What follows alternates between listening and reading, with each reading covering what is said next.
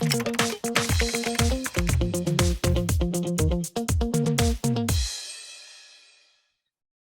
Europe, independent media outlets are currently facing increasing threats from SLAPPs, strategic lawsuits against public participation.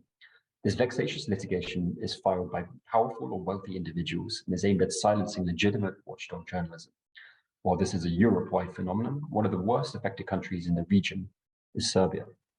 And they're one of the country's leading investigative media outlets. The Crime and Corruption Investigative Network, or KRIK, is currently facing a barrage of SLAPPs in both civil and criminal proceedings.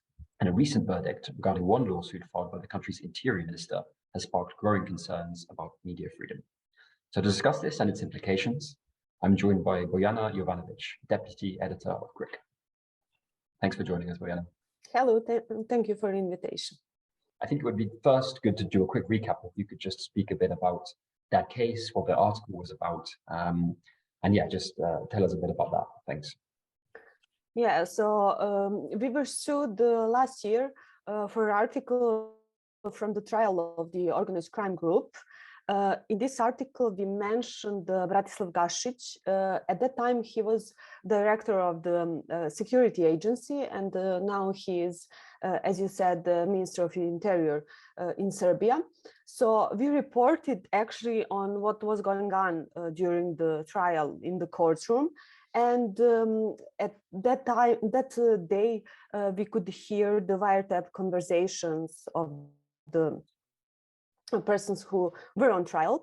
And in one of the conversations, one of the suspects, he is charged as criminal, member of the organized crime group, he said that the leader of the group doesn't have to fear for his safety or for his life because he has Gašić on the cauldron.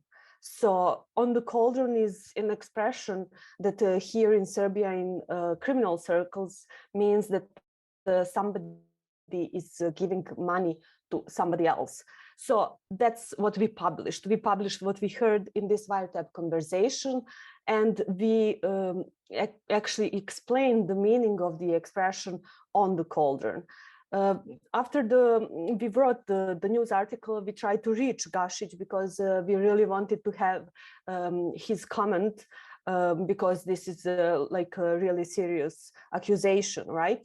And we couldn't reach him. We even postponed the publishing of the news article for tomorrow, but we couldn't reach him at all. We reached him just after we published the article, and he didn't want to speak with us. Soon after, he sued us. And at the beginning of this month, we were actually sentenced for injuring his honor and reputation.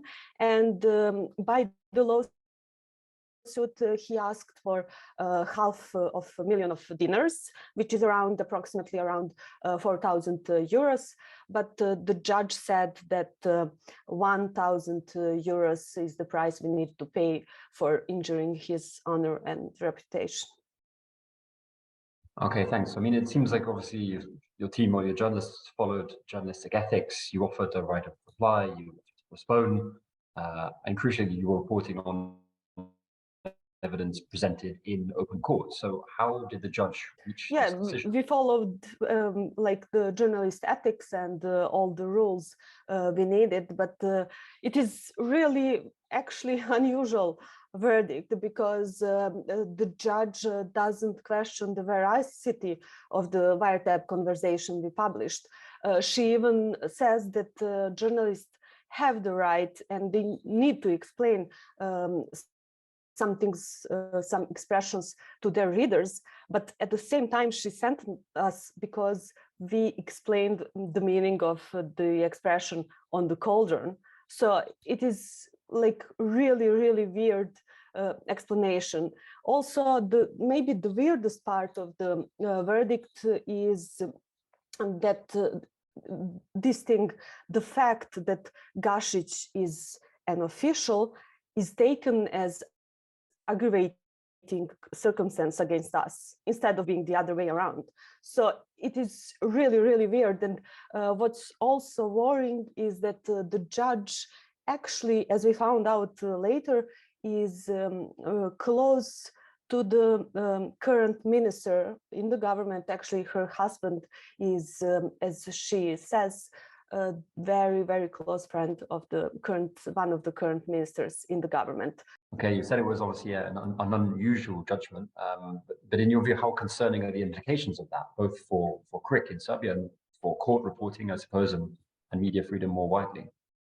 Very, very concerning, not just for KRIK, but as you said, for all journalists in the country, because I think this verdict is a call for self-censorship. I think that every journalist will ask herself or himself after this verdict, should I write this? Should I publish this?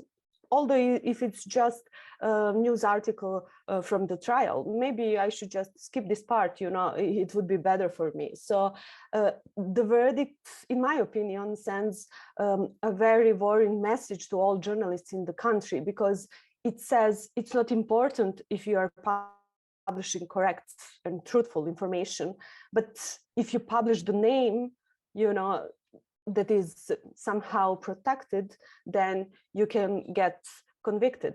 Okay, yeah, we'll definitely be watching closely for that appeal verdict. But of course, I'm aware that this is only one part of the picture of the kind of legal pressure that KRIK is facing. So, I mean, how many other SLAPPs is your newsroom battling right now, and what kind of people or actors, are these being initiated by?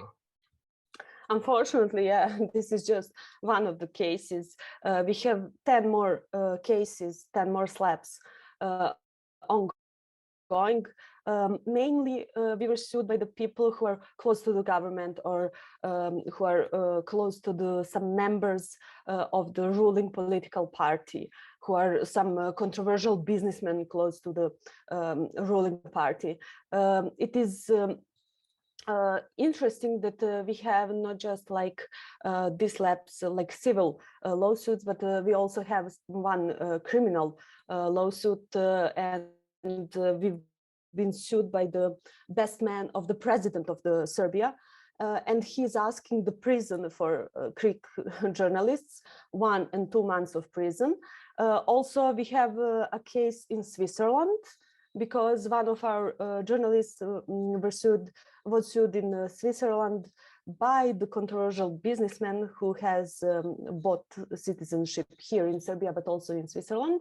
And it is interesting maybe to say that we've been sued by the people who are on trial for organized crime, who are accused as like criminals, but also we've been sued by, let's say, policeman, police officer, high police officer.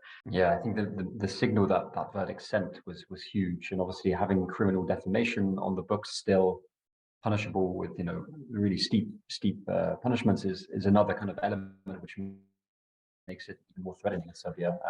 I think you said 10 or 11 cases of SLAPPs. That would, if I'm right, at least make you one of the most slapped media outlets in Europe.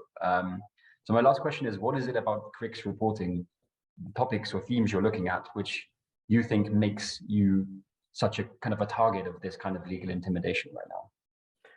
Well, I think it's basically everything we do, because, the focus of our work is investigating high corruption cases and high politicians and high officials and their connections, relations with organized crime groups. So I think that actually what we do is the reason, of course, why we got so many lawsuits. So it's not just the lawsuits, but they're fighting us and pressuring us actually in many different ways. Yeah, no, I can imagine the kind of the chilling effect that has, and the self-censorship, maybe not on yourself but on others who would maybe want to report on these topics, is, I imagine, significant. So yeah, Bojana, thanks for speaking to us on this episode of the MFRR in Focus interview.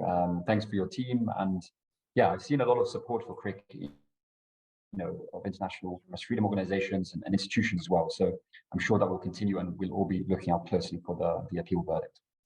Thank you very much. And the support is really, really important in these cases because, you know, it's our strength, the support from the international organizations, but also from our readers.